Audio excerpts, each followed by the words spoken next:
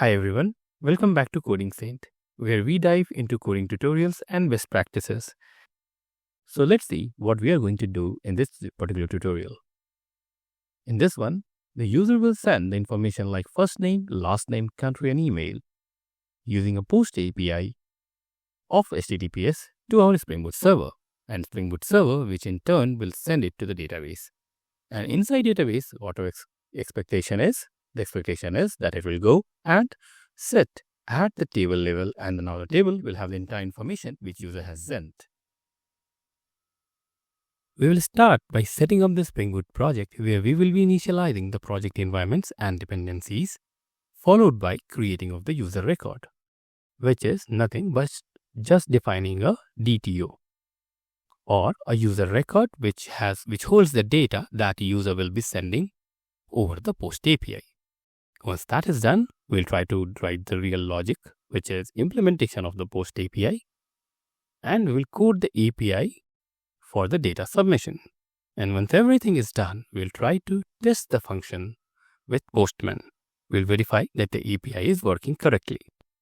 So let's just start by setting up the Spring Boot project. To start the project, let's head to the start.spring.io. And there you can select the dependencies. You just have to click to add the dependencies and select the required dependencies. So here we can select Spring Web, PostgreSQL and Spring Data JPA. I already have done this step in my last lecture where we were trying to do that for a Get API. Once you do that, you can hit to generate of this project and it will download, which you can open in any of your favorite IDE. Once you have unzipped the download and opened it into your favorite IDE, inside pom.xml, you will find these dependencies already there. So now what we will do, we'll go to the second step of our tutorial. Second step was to create the user record. As I said, in my last lecture of Get API, the user record also we have created, with which we have seen how to connect to the database and save any information. Now the same thing we are trying to do via Web API.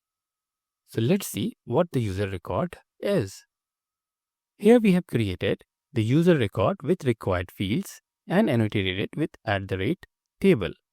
Then we also have said that the integer ID is the ID itself. And what user record is saving? It is saving first name, last name, country and email.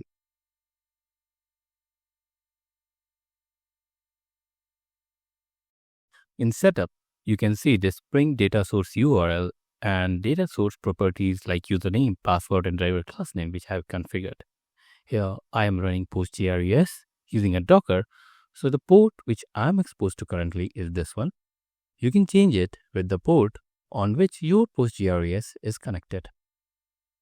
Once you do that, and once you have all this configuration, let's head straight to the controller where we will be writing the code for POST API.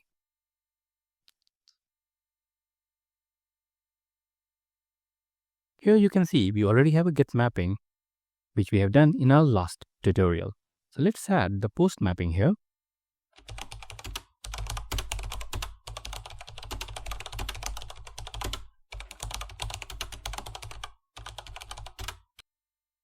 So you can see the post mapping, which is this one, just denotes that the HTTP method verb that we are using is post. User is the exact URL where we will be hitting from our browser or from the Postman for this tutorial. The request body annotation just tells what you can expect as a request body. Once I say request body, it is the HTTP post method. So there will be a body in that particular request. So as the name denotes, it just says that you will receive a user record which will be posted using user, and we are going to save it using user repository into our database. So this will complete the insertion of any user record from this Postman till the database. Now we are returning the same saved user just for a reference. So if you remember, we had an ID added to the user record, and this ID is a unique integer. So what will happen that once we are posting, we will not give this ID and since automatically a new sequence will be added and hopefully that will be saved into the database.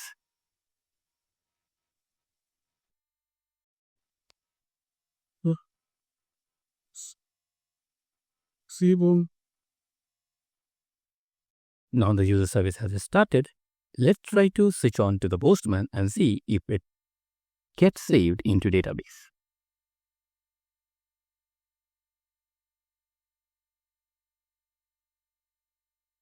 Now we have added the detail which we want to save into the database. Let's try to see if we can save it. So you can see the status is 200 OK. And what we have got as a response back is along with the ID, we have this added. So hopefully if we try to fetch this user from the database, we should be getting it. If you remember from our last tutorial, we already have a get mapping to do that. So here, if I go back to our user controller and see that do I have the list of users I can do, and I can also do by country. So hopefully in list of users, I will have another user which we have added. So let's change it to the get API. And since get has no body, so we'll remove that. Let's try to see which are the users that we have. So along with all the users, you can see the new user which we have added. And that completes our Post API. In next tutorial, we will see another interesting video on Spring Boot.